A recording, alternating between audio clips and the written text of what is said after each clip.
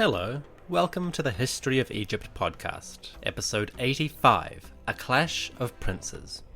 Today, we have a conundrum to resolve. The kingship of Egypt is in dispute, and the country is teetering on the edge of a civil war. The winner, when he emerged, did so by some surprising methods. Today's episode is brought to you by George Wood and Megan Thomas. Folks, thank you for supporting the show with your contribution. May Bastet bring you plenty and protect you from snakes.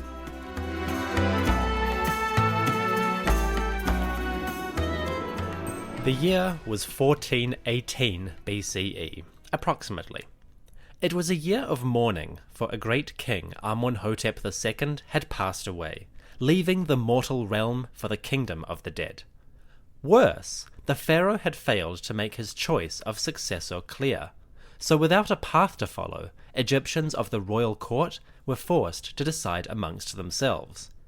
As you can imagine, this kind of choice was a rather dangerous one. The late pharaoh had fathered many children during his life.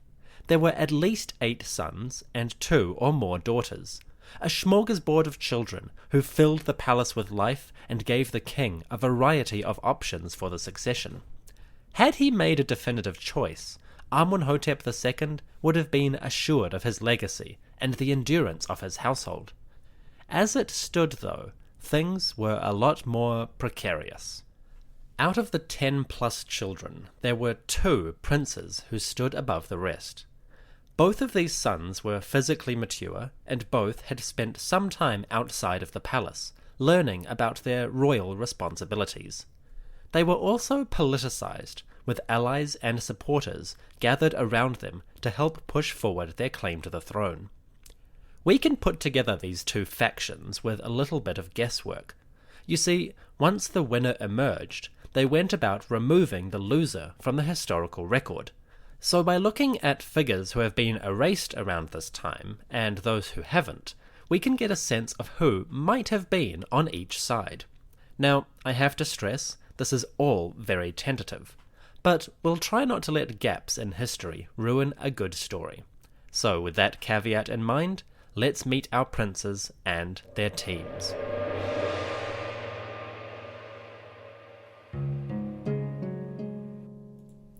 In the blue corner, there was the elder son. His name was Amenhotep, like his father.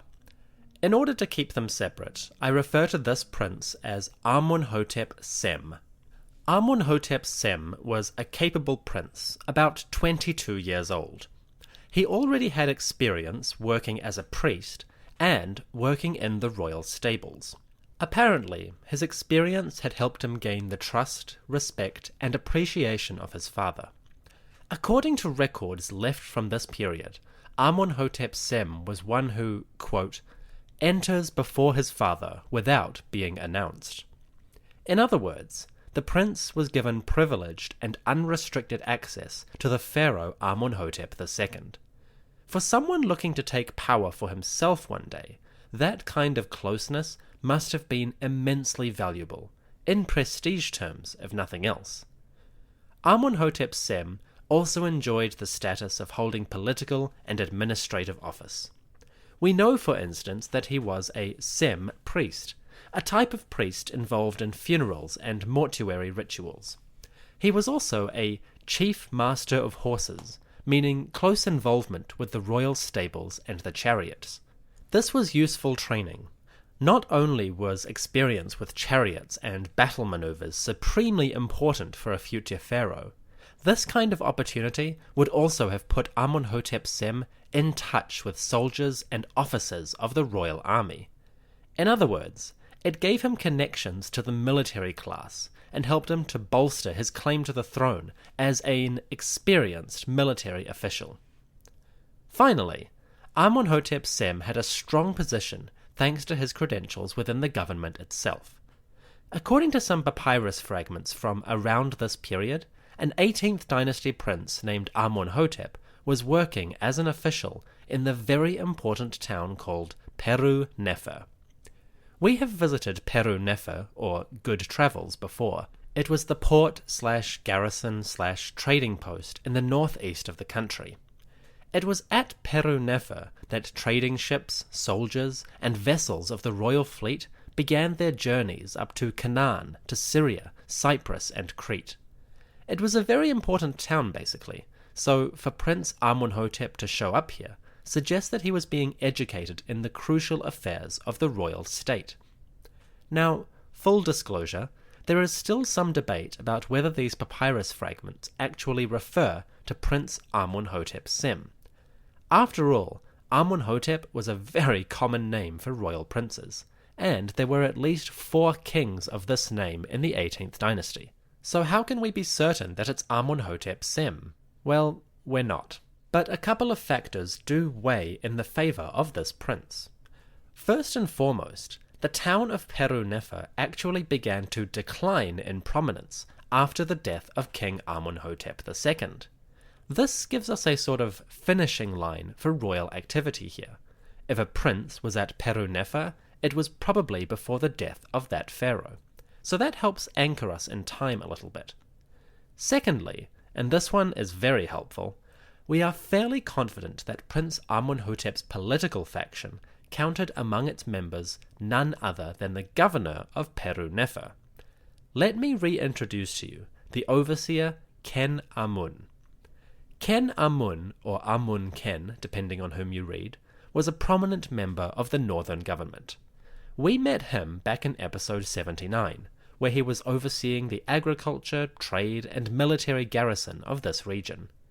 Ken Amun was friends with the king and had earned an esteemed place in Egyptian society. He built a lovely tomb at Thebes, which he filled with beautiful scenes of life in the Nile Delta. He was a rich and powerful man, and he was certainly a very valuable ally. Prince Amenhotep Sem needed the support of men like Ken Amun. No king, even a pharaoh, rules by personality alone, and with the court divided over which prince to elevate, the friendship of a governor with Ken Amun's prestige was a big win. Along with this, we can assume that there were members of the army or the officer corps and the northern administration. Also, Prince Amenhotep's experience in the priesthood probably gave him some allies at the temples. So this was a very good start. The prince had military, administrative, and clerical support. But even they paled a bit in comparison to Amenhotep's most prominent ally. Although it was nice to have these government officials on his side, the prince's strongest friend, his ace in the hole, might have been his own grandmother. The Dowager Queen Meritre Hatshepsut seems to have been one of the linchpins of his operation. Now, Queen Meritre was an extremely influential figure. At this time, she was about 58 years old and had been one of Egypt's supreme matriarchs for about 42 years. As you can imagine, she was a force to be reckoned with. Apart from being the grandmother of this prince, Queen Meritre was also the great royal wife at this time. In other words, she was the official Queen of Egypt, even during the reign of her son Amenhotep II. Now, we got into the logic behind this back in episode 84, but it bears repeating that Queen Meritre was one of, perhaps the most, influential figure apart from the late pharaoh. Why she gave her support to Amenhotep Sem and not to his half-brother Thutmose is unclear. I can only assume there was some kind of backroom dealing, or even just personal assessment, that made her feel that Amenhotep Sem was a better candidate overall. As we have seen, this was a fairly logical conclusion. So Prince Amenhotep Sem had some powerful backing. He had his grandmother, Queen Meritre, the governor of Peru-Nefer, Ken Amun, and assorted members of the priesthood in Memphis, also members of the army. It was a strong coalition, with most sectors of the royal government represented in some form. So, as the struggle for power began, Amenhotep Sem was in a very strong position.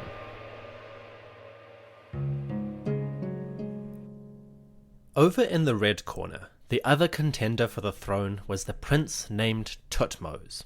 Now, Thutmose is a curious case because he has far fewer surviving records than his elder brother. A little bit survives, but not much. Which begs the question, why exactly was he in the running? Compared to his brother, Prince Thutmose did not have much in the way of administration or political credentials. As far as we can tell, he lived a more secluded upbringing. For instance, he donated a small statue to the temple of Karnak during his youth. This statue was given to the mother goddess Mut, and it reads, quote, "That Mut may give life, prosperity, and health to the Ka spirit of the king's son, the one whom the lord of the two lands loves, Thutmose." Pretty standard stuff, and it tells us nothing about him personally.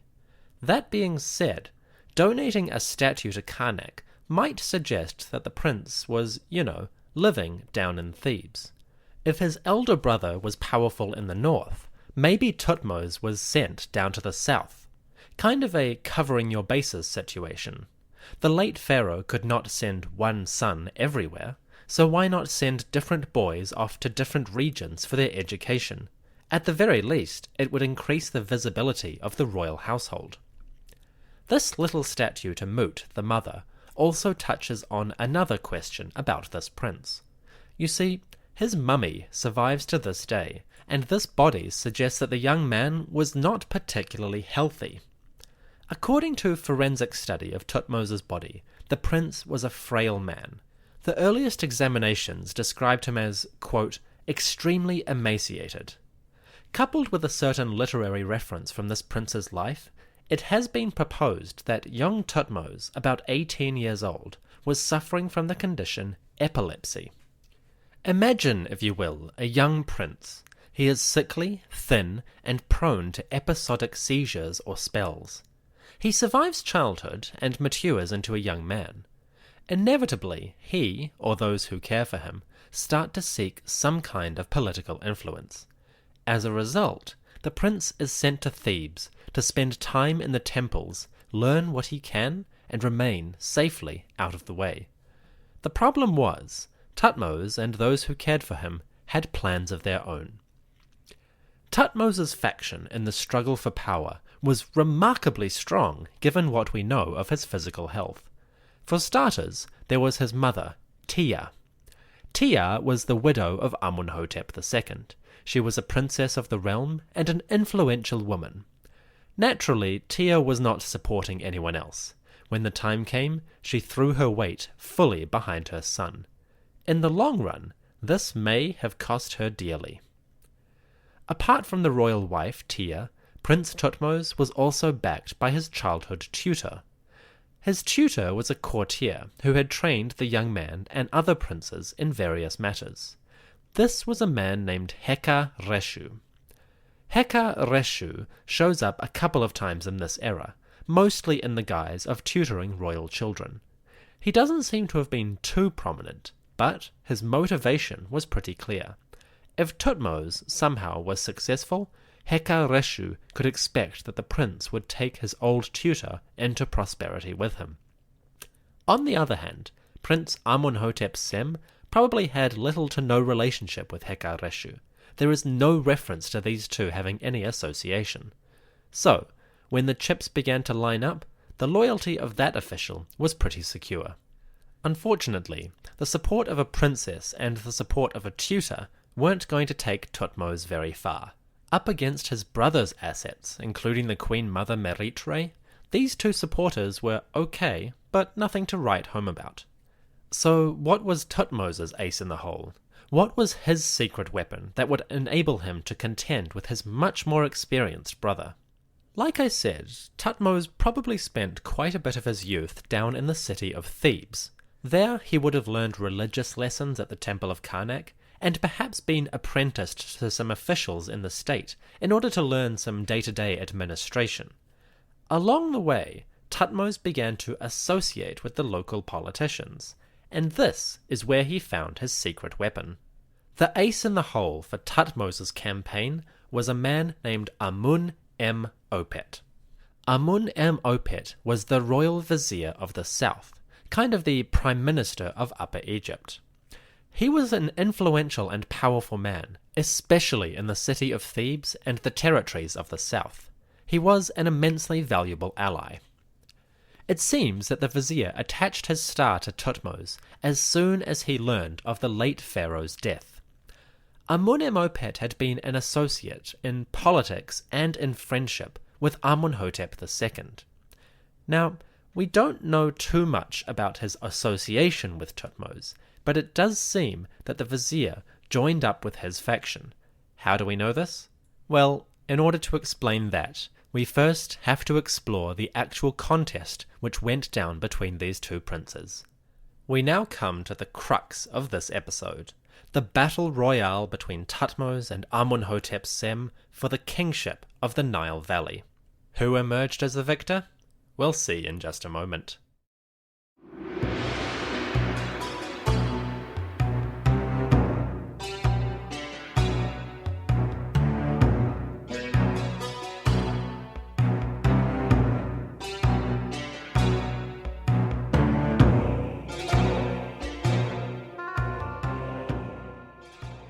Welcome back. The royal rumble that went down in 1418 BCE never, as far as we can tell, turned into an actual civil war. If it did, the winner managed to remove that from the historical record so effectively that we have absolutely no hint of a major military clash. For now, it seems as though the struggle was decided politically, faction versus faction in the halls of the palace. Conversations and friendships were the rules of this game, and when the winner finally emerged, the blood on his hands was that of family, not of the people. So, who did win? Well, I could string that out for you, but I won't. The result was clear and decisive, and in the context, it wasn't really that surprising. On the one hand, you had Prince Amenhotep, experienced and backed by powerful family members. On the other, you had Prince Thutmose, sickly and backed only by minor members of the royal palace. It should come as no surprise that the winner of this struggle was Thutmose. Okay, it was a little bit surprising, but let me explain. Prince Thutmose, inexperienced and possibly epileptic, should have barely rated a mention in this struggle. Going into the fray, he was woefully low on rank, and his known confederates are far less prestigious than those of his rival. But this prince did win, and when the struggle was over, it was Thutmose, not Amenhotep, who would be the next king of Egypt. Why? The answer to that question is complicated, but fascinating. To explore it, I need to tell you a story of how Thutmose found his destiny and gained the power that he desired. More importantly, it's a story of how the prince's strongest ally was not in fact human, but stone. Let me explain how Thutmose became king thanks to the efforts of the Great Sphinx. One day, in early 1418 BCE, Prince Thutmose was in the royal palace near the city of Memphis. He had come north from Thebes for one simple reason. His father, Amenhotep II, was dying.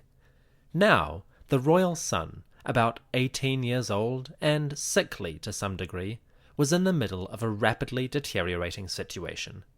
Whether he was close with his father or not, the prince was in a palace filled with scheming, as the royal family and their allies tried to figure out who the next heir was.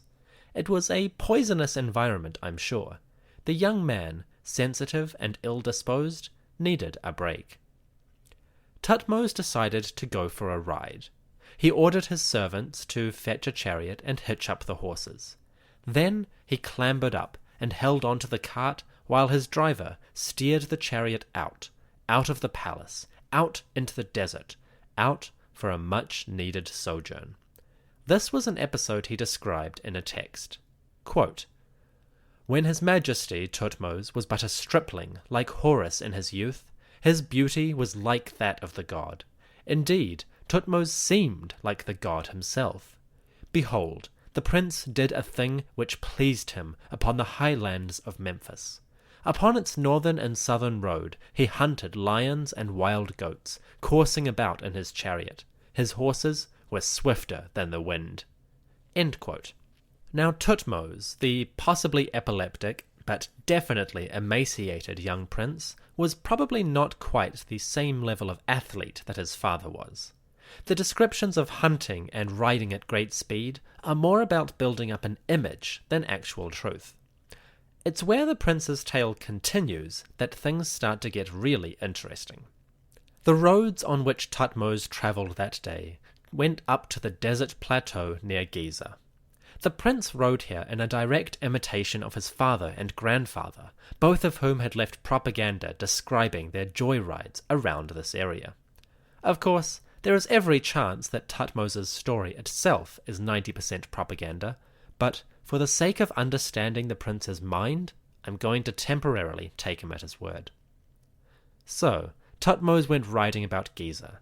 He looked at the great pyramids of Khufu and Khafre and the lesser monument of Menkaure, edifices that were now more than 1,200 years old. Standing before these structures, Thutmose may have felt the same as you or I might feel before the Hagia Sophia in Istanbul, the great mosque of Samarra, or the Angkor Wat in Cambodia. The feeling of monuments built long ago, but still part of a living tradition, one which impacts the minds of those who view them. For Thutmose, the sight of the Giza monuments must have been a powerful reminder of what he was a part of, more importantly, what he was striving for. Thutmose says that he became weary with the spectacle he was seeing and desired to take a rest. As he and his driver rode down from the Giza plateau, the prince felt exhaustion taking over him. The driver steered them down from the monuments towards the river Nile. Down here there was shade and the air was cooler, a good place to stop and take a breather. Thutmose, exhausted from the ride, hopped off at an appropriate moment and lay down in some shade. The spot he chose was in the shadow of the great Sphinx. At this time, the Sphinx of Khafre was the object of great veneration in the region of Memphis. King Amenhotep II had erected a stela here and commissioned a shrine for worshippers to make offerings to the great god Re. The Sphinx itself was associated with the sun god, and was even referred to as Hor-em-Akhet, or Horus in the horizon, which is one of the associated epithets of the great Re. This was a respected monument, an emblem of great kings, and of the creator god himself. For the son of Amenhotep II, it was also a good place to rest. Although the Sphinx was venerated, it wasn't necessarily well maintained. 1,200 years of wind, dust, and gritty sand had eroded the stone, and despite restorations in the 12th dynasty, the monument was weathered and damaged. More importantly, it was at least half buried in sand. Thutmose lay down in the shadow of the Sphinx, and soon he was fast asleep. As he went into a deep rest, Thutmose found himself dreaming. In the dream, he saw a vision. Quote, "One of those days, it came to pass that the king's son Thutmose came riding at the time of midday. He rested in the shadow of this great god, the monument, the Sphinx. A vision of sleep seized the prince when the sun was at its zenith, and he found that the majesty of this great god, the Sphinx, was speaking to him. The Sphinx said to the prince, 'Behold me, see me, my son Thutmose, I am thy father, Hor-em-Akhet, Atum Re manifesting. It is I who will give to you my kingdom on earth, at the head of the ones who are living. You shall wear the white crown and the red crown on the throne, the hereditary prince. The land shall be thine in its length and breadth, that which the eye of the Lord of all, the sun, shines upon. The food of the two lands shall be thine, the tribute of all countries, and the duration of many years in life and rule.'" End quote. This is one of those outstanding, remarkable stories from the ancient Egyptian kingdom. There aren't many tales quite like this. The Sphinx, in his guise of Horus in the horizon, appeared before Thutmose in a dream. His splendor filled the eyes of the awestruck prince as he slept in the shadow of the great monument. At midday, the peak of the sun's daytime journey, and its power, Atum-Re himself manifested through the Sphinx and spoke directly to the prince in his dream. Thutmose was given a very simple message. The Sphinx came to Thutmose with a promise of absolute power, of rule over all. But this promise was attached to a condition. Quote, the Sphinx said, "My face, Thutmose, is your face, and my heart is towards thee. You shall be to me as a protector, for I am like one who is aged. Thutmose, the sand of the desert on which I stand has reached my body. Turn to me, O Thutmose, do that which I desire, for thou art my son and my protector." End quote. What the Sphinx was getting at was simple. The desert sands, blowing eastward, had accumulated around its body. 1,200 years after its construction, the Sphinx was largely buried in the dust and sand of the Sahara Desert. For the avatar of a great god, this was not acceptable. So the Sphinx turned to one whom he believed could help him. Prince Thutmose was given a simple task: clear the sand away from the Sphinx and restore the body of this great god. If he did this, the Sphinx would give to Thutmose the power of the king of Egypt. As you can imagine, Thutmose awoke from his dream, filled with purpose, and set off back towards the palace. We're not told the end of this story, because at this point the stone stela on which Thutmose carved it breaks off, so we're missing the end of the tale. But it's really not hard to figure out.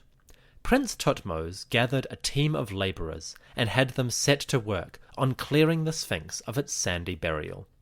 Over several days, working tirelessly, the peasants helped this great monument re-emerge into the sun. After some time it was clear once more, and the Sphinx stood free of its desert shackles. I have seen Egyptian work teams in action clearing sand, and if you have enough people and get a good rhythm going, the process can go surprisingly quickly. Assuming Thutmose got together, say, 30 to 50 able-bodied men, it would only be the work of a few days to clear the sand away from the body of the Sphinx. Now, it wouldn't be perfect, not clean in an archaeological sense, but it would be clear enough that the body of the monument was visible and free once more. So assuming that Thutmose indeed experienced this vision one sunny day, it is not impossible to suppose that within a week he had achieved the goal that the Sphinx had given him. With the promise fulfilled, the Sphinx, or Horus in the horizon, gave back what he had promised. Thutmose became the new heir. If this turn of events seems confusing at all, worry not. It doesn't seem to make a lot of sense, does it? I mean, just because you clear some sand doesn't automatically make you fit to be a king. What did manual labour ever have to do with administration and governments? Well, therein lies the question.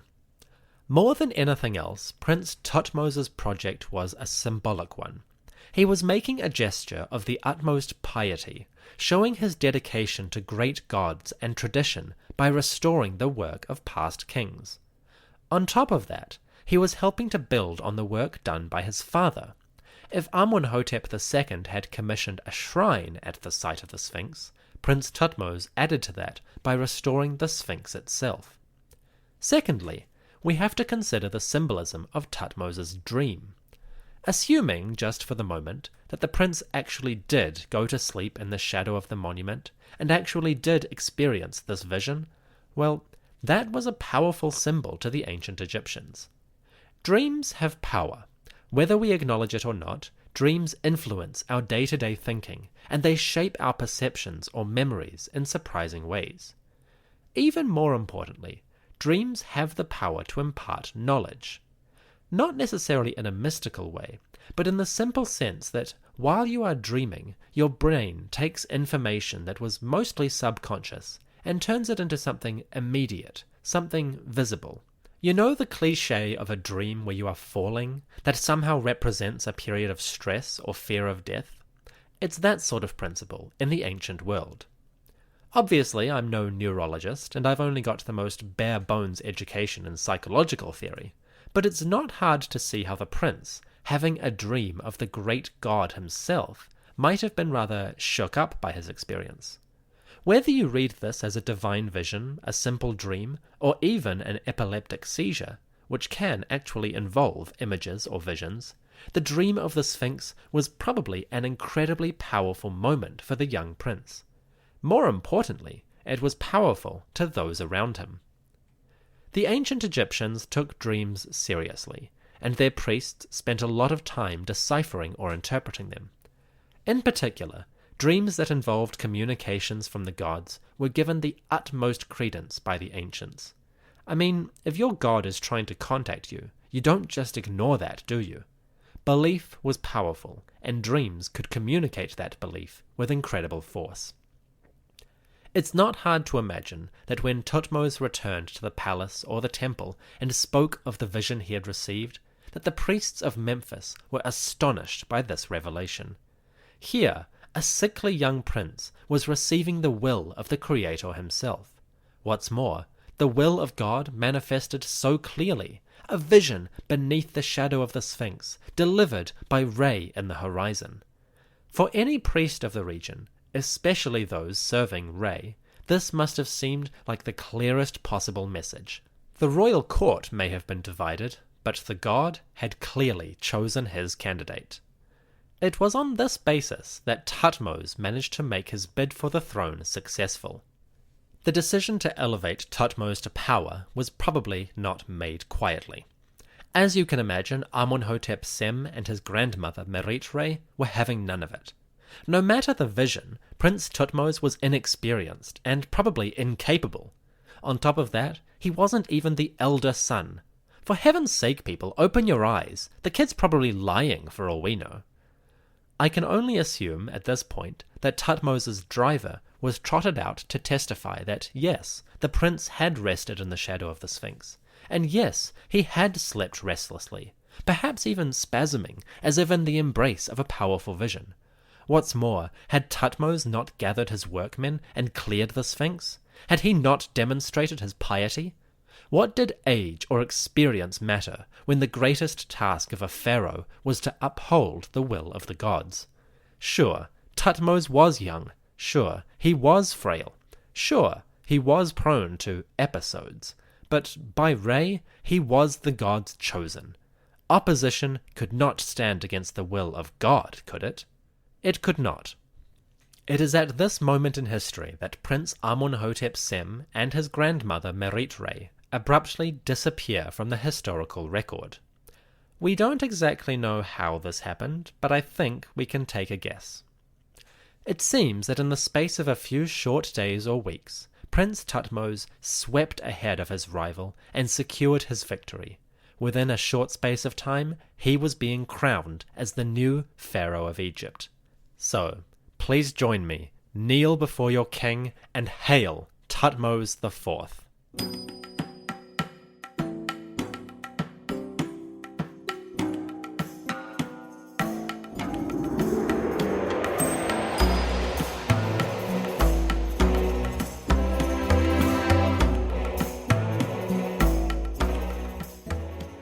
This brings us to the end of today's episode.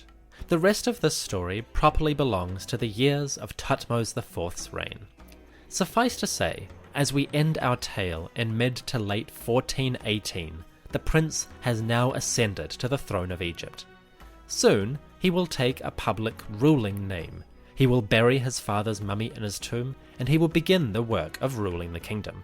Ruling and honouring the great god whose power he had now received. Join me soon for episode 86, here on the History of Egypt podcast. See you soon.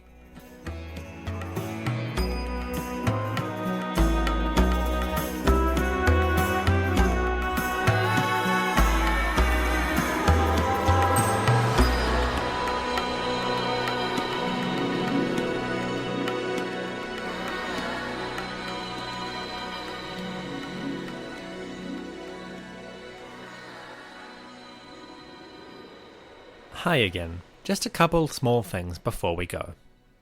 As of October 2017, the podcast now features advertising on some episodes.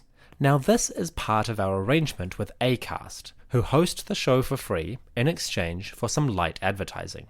The advertising is a necessary but good way to supplement donations, help me pay for research materials, and allow me to spend a bit less time at the 9 to 5 and a bit more time writing this show. I am constantly chasing that golden age where I will get an episode out every week on schedule. Advertising will help me do that.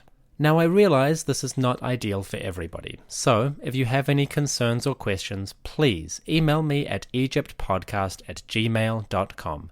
I'm always looking for feedback and ways to improve the show. Also, on a related note, the History of Egypt podcast is a member of the Agora Podcast Network, which is a network devoted to intelligent, independent podcasts on a variety of subjects, in particular history, but a whole range of topics. Now, the Agora Podcast Network is interested in attracting new people to join us as advertisers. If you have a product or a service that you want to expand the word on, consider hosting or advertising with the Agora Podcast Network. We have just about 1 million downloads a month, and on a regular basis, we do collaborations which can increase the visibility of your product. So, consider advertising with Agora. As always, thanks for listening. Head on over to agorapodcastnetwork.com for more information. Thank you.